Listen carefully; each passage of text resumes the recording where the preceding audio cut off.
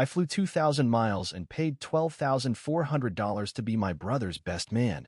But minutes before the ceremony, he said, "You're bad luck. Mark's doing it instead." I nodded, walked outside, and handed his fiancée the letter he wrote me last year. She threw her bouquet at his face. The guests started screaming, and I quietly canceled the $4,200 venue payment as I walked away. "You shouldn't be in the photos," my brother said, adjusting his cufflinks like he hadn't just punched me in the chest with his voice. "You're kind of bad luck, you know?" I blinked at him. We were in the groom's suite. 45 minutes to the ceremony. I was supposed to stand beside him, hand him the ring, toast the couple, smile for pictures. I'd flown 2,000 miles and dropped over 12 grand just to be here. Suit rental, hotel block, flight, gifts, even helping cover some venue costs because he was stressed.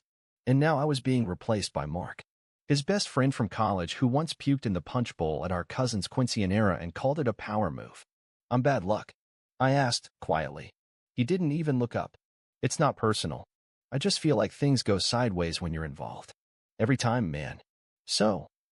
Mark stepping in. I didn't argue. Didn't make a scene. I just nodded, walked past the rows of designer suits and monogrammed flasks, opened the door to the bridal suite, and handed his fiancée the letter. The one he wrote me last year. The one where he confessed everything. 5 seconds later, she screamed. 12 seconds later, her bouquet hit him square in the face. Guests stood, whispers turning to shouts. And me? I turned around and walked toward the lobby, pulled out my phone, and canceled the $4,200 venue payment I had quietly covered on his behalf the week before. The look on his face when the event coordinator whispered that in his ear? I didn't even need to see it. I felt it. But let's back up. Let me tell you how it came to this. I should have known when he asked me to cover part of the rehearsal dinner bill. It started with a call 4 months ago. Jake, my brother, sounded more human than usual. Said he missed me. Said he wanted me to be best man. That it was time we got close again. I hadn't spoken to him in almost a year. I should have said no, but I said yes, like I always do. He told me I'd need to fly out to Tampa, that it would mean the world to him if I came early and helped with logistics. Then came the requests. Could I spot him $600 for a tux deposit? Could I handle the groomsmen gift boxes just until the honeymoon? Could I pay for the photographer's extra hours because Jess's family bailed on that part? It added up fast. Then came the venue. I wasn't even supposed to be involved with the venue. But one night, after I'd already transferred over $2,800 for other stuff, he called me in a panic. Something about a failed wire from Jess's parents, something about losing their date. "I'll pay you back after the wedding," he said. I covered the $4,200 venue deposit. That was on top of my own travel, flight, hotel, rental car, and time off work, a full week. My total out of pocket? $12,400. I calculated it in the airport bathroom while waiting for my bag. Still, I told myself it was worth it. He was my brother. He even wrote me a letter, mailed it, old school, saying how much it meant to him. Said I was the only person he ever looked up to. Said he regretted all the years we drifted apart. I taped that letter to my fridge for a month. Like an fool. And yet, from the moment I arrived, I could feel it shifting. Jess's family greeted me warmly. Her dad even called me the responsible one. But my own brother, he barely looked me in the eye. The groomsmen joked around me but never with me. One even said, "So you're the checkbook?" I laughed like it was funny. It wasn't. The first real punch came at the welcome dinner. My brother stood up to give a toast and said, "And to my best man, the real MVP of this whole thing, Mark. Bro, you've been with me through it all." Everyone clapped. I froze. He hadn't told me. No text. No call. Nothing. I was supposed to be the best man. It was in the email. It was in the itinerary. I waited until dessert. Pulled him aside. Asked him what was going on. He said, "Relax. It's just for the toast. You're still walking in with me. It's fine." It wasn't fine. Especially not after I heard Mark talking that night, drunk, saying, "I told Jake he should have never asked his brother. Guy's got bad juju. You've seen the texts." Texts? What texts? That's when I started digging. And I found them. He left his phone in the bridal suite when I dropped off some printed name cards. It buzzed. Curiosity got the better of me. There was a thread labeled Crisis Control, Mark plus Jake. And I swear to God, the first message I read was from Jake himself. "If he finds out, I'll spin it. He always folds. He wants family. He won't burn it all. There were dozens of messages like that. Plans. Mockery. Even a screenshot of my bank transfer labeled, "Daddy Wallet Strikes Again." I took photos of everything. And just when I thought it couldn't get lower, I saw the message that broke something inside me. Jess still doesn't know about the Vegas thing. If he opens his mouth, we silence him. Vegas thing? I remembered that trip. I wasn't invited. Turns out, Jess didn't know either. And she was about to marry a man who'd cheated on her, lied to her, and then asked me to bankroll the wedding. I wanted to explode. But I didn't. I smiled through the next day, helped load centerpieces, helped Aunt Clara find her shoe, handed Jake a single breath mint before the rehearsal photos. All while the letter he wrote me sat folded in my jacket pocket, along with the screenshots. And a printed photo of Jake, half naked, kissing someone very much not Jess, in front of a casino that left a digital timestamp burned into the metadata. He had no idea I had it, but she was about to. The ceremony was set for 5 p.m. At 4:47, Jake told me I wasn't best man anymore. "You're bad luck," he said, like he was ordering takeout. "Mark's doing it instead." I nodded, didn't blink, didn't fight. I turned and walked out of the groom's suite, crossed the marble corridor of the venue hotel, past the florals, past the planner on her headset, past the fake smiles of the groomsmen who had no idea what was coming. Jess was in the bridal lounge. Her maid of honor, Chelsea, stopped me at the door, but Jess saw me and waved me in. "You okay?" she asked, frowning at my face. "I have something for you," I said, pulling the letter from my pocket. It wasn't just a letter anymore.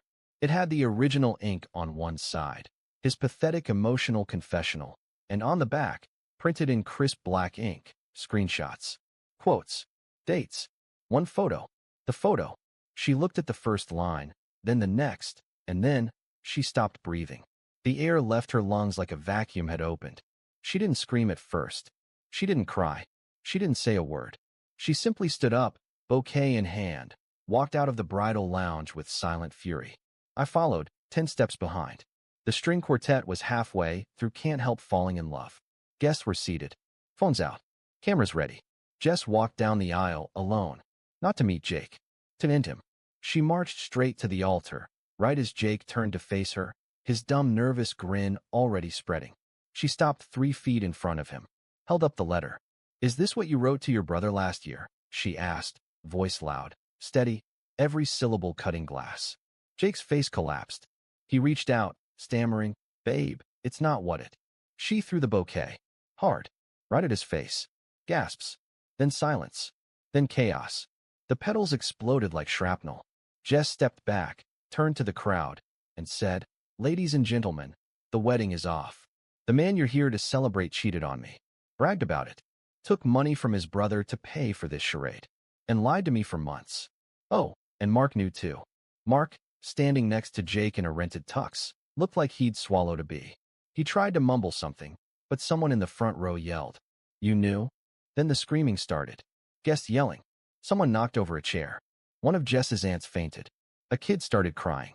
Jake just stood there, bouquet petals on his lapel, hands shaking, like he couldn't compute the moment. That's when I walked up. Calm. Measured. "You told her I was bad luck," I said. "But you forgot who was holding the receipt." He turned to me, face ghost white. "I'll pay you back," he mumbled. I laughed. "Oh no. You won't. But you will explain to the guests why the $4,200 venue payment just got canceled." He blinked. "What?" I held up my phone. One click. One confirmation. Booking successfully canceled. Refund processed. "Good luck covering the next hour," I said. "They bill in full." Then I turned to the crowd. "My name is Owen. I'm the groom's brother. I flew 2,000 miles and paid $12,000 to be best man. Last year, Jake wrote me a letter saying I was the only family he could count on. Today, he replaced me with Mark because he thought I'd stay quiet. I'm not quiet anymore." Jess's mom started clapping. Others joined in. Jake looked like a broken robot, twitching and rebooting. That's when Jess picked up the mic meant for vows and said, "And for the record, Jake, Vegas wasn't a blackout night. You were recorded. Hotel lobby cam. I called them yesterday." His knees buckled. He sat down on the edge of the platform like a kid who'd lost a dodgeball. Then, the final blow. From the back of the room, my dad, who hadn't said a word the whole weekend, stood up and said, loud enough for everyone, I warned you. You lie like your uncle and end up just as lonely. Jake looked up at him like a drowning man reaching for a rope. But the rope was already burning. I didn't leave. I didn't get on a plane, didn't pack a bag, didn't run. I stayed. In the same hotel, in the same city, just across the street from the venue where my brother's wedding went down in a screaming heap of broken promises, thrown flowers, and public disgrace. The difference? Nobody had access to me anymore. An hour after the ceremony collapsed, Jake called. Once. Then again. And again. Then came the messages. Can we talk? This went too far. You didn't have to do that. You ruined everything. I didn't answer. I sat in a quiet cafe with no music, just the sound of espresso machines and murmured conversations, and typed out a formal letter. 3 pages. Precise. Legal. Cold. Withdrawal of sponsorship. Revocation of outstanding obligations. Cancellation of contributions toward videography, catering overages, and honeymoon upgrades. Everything that had my name on it. Dead. Null and void. I sent a copy to the venue, to the wedding planner, and to Jess's parents. I wasn't going to let anyone pretend I had anything to do with what followed. I wasn't just stepping away. I was erasing myself from the wreckage. 6 hours later, Jess's mother called me directly. I don't know the full story, she said, but I saw the paperwork, the receipts, and now I know why Jess didn't say a word this morning. Thank you for not letting her marry him. She didn't sound angry. She sounded like someone who'd just realized her house was built on rotting wood. Later that night, the rest of my family started to panic. Mom called me 17 times. Then she sent a voice message, 3 minutes long, sobbing into the phone. How could you? He's your brother. You destroyed the happiest day of his life. What are you trying to prove? That you're better than him? That we never loved you enough? This isn't how family handles things. I didn't listen to the rest. Then Dad texted me. Never thought you'd humiliate your own blood like this. Coming from a man who once told me I was a failed investment, I didn't exactly lose sleep over it. But the most ridiculous message came from Mark. At 3 a.m. We messed up. Let's talk. This can still be fixed. Jake's ready to say sorry. Fixed? I forwarded the message to Jess.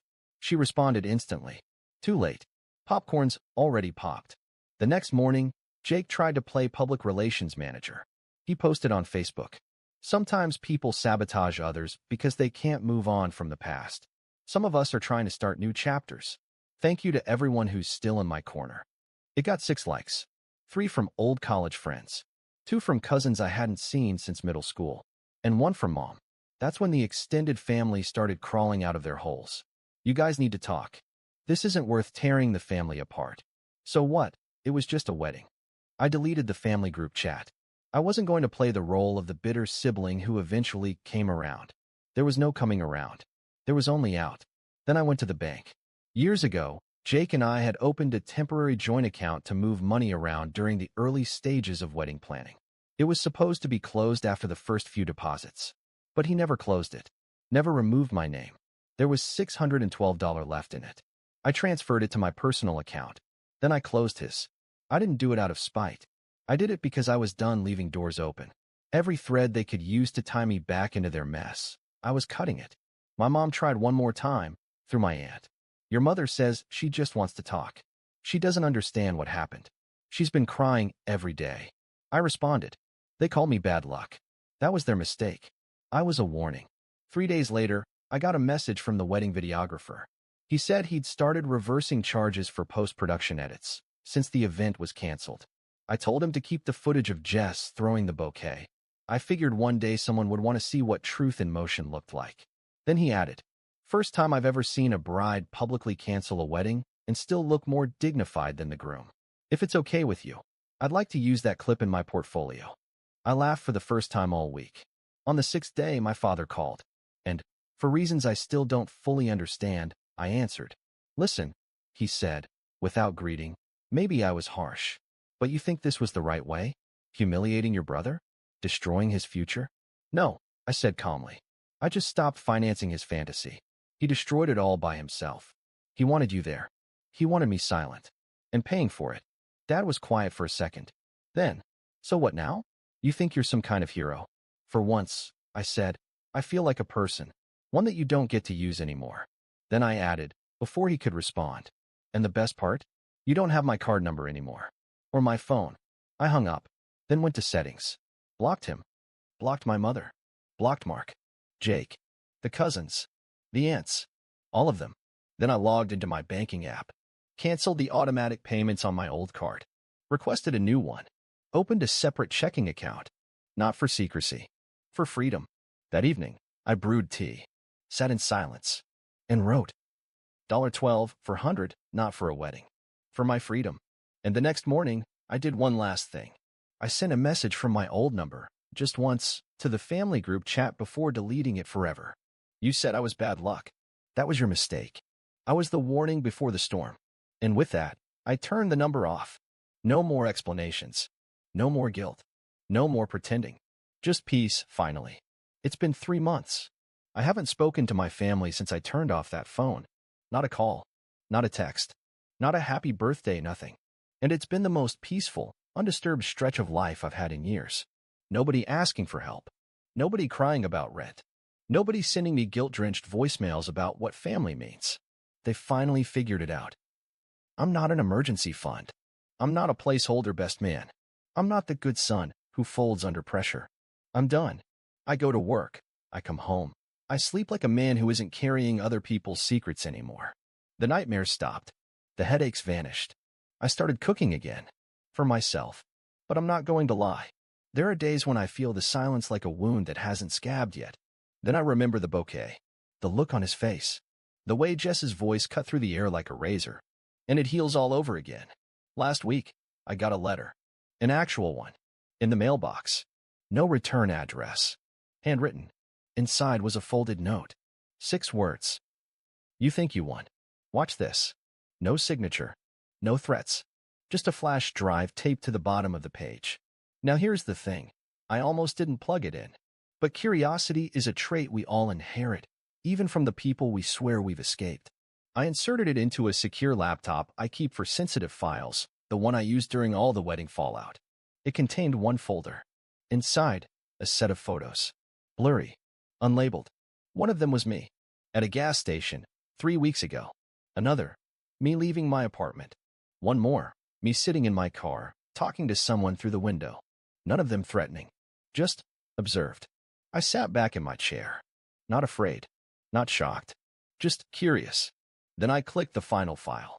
A video. 2 minutes. It was my father. Filmed from his study, like a cheap confession booth. You think you destroyed me? He said, not even looking directly at the lens. You think that wedding was the worst thing you could take from us? I haven't even started. And then he smiled. Not rage. Not hate. A businessman's grin. The kind people give before they offer you something or take it all away. I didn't react. Didn't delete it. Didn't panic. I called someone. Not the police. Not Jess. Someone I hadn't talked to since the very beginning. My grandfather. The one who sat with me on the porch months ago and said, let them crawl. Just don't let them forget the mud on their knees. He picked up on the first ring. You got the drive, he said before I could even speak. I paused. You knew. He sighed. I knew he wouldn't go down quiet. He's too proud. He'd rather destroy everything than admit he was wrong. Then he added. He sent that same flash drive to someone else. Your employer. Hoping to poison your future. I froze. My employer? The hospital IT firm? Grandpa continued. Didn't work. He didn't realize one of the senior managers is married to Jess's cousin. They saw right through it. Silence. Then he said something I didn't expect. You want me to end this? I didn't answer for a while. Just stared at the flash drive still glowing on my desk. And then I said, no. Let him try again. Why? Because this time, I'm not just going to defend myself. I'm going to build something he can never touch. A week later, I made a decision. I walked into a lawyer's office and opened a file I'd been sitting on for 6 years, a will revision my grandfather once hinted at but never signed. I signed it with him that day. We finalized it. Sealed it. Filed it. My father? Removed completely. And in his place, the one thing he never thought I'd do, I left a portion to Jess. Not because I owed her. Not because we were friends. But because I wanted the next generation of Harris men to know. When you burn bridges for sport, sometimes the ash gets carved into someone else's nameplate. People ask me if I regret anything. If I wish I'd handled things more quietly. More politely. More maturely. I don't. Because maturity isn't silence. It's strategy. And I don't need revenge.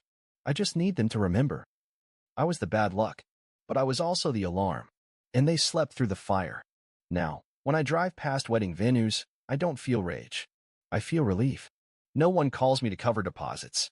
No one asks me to fly cross-country for guilt-drenched dinners. No one tricks me into being the insurance plan. I live quietly. And above my desk, in a small black frame, sits a photo. A moment frozen midair, a white bouquet leaving a bride's hand, seconds before impact. Underneath it, engraved in brass. To the brother who warned them.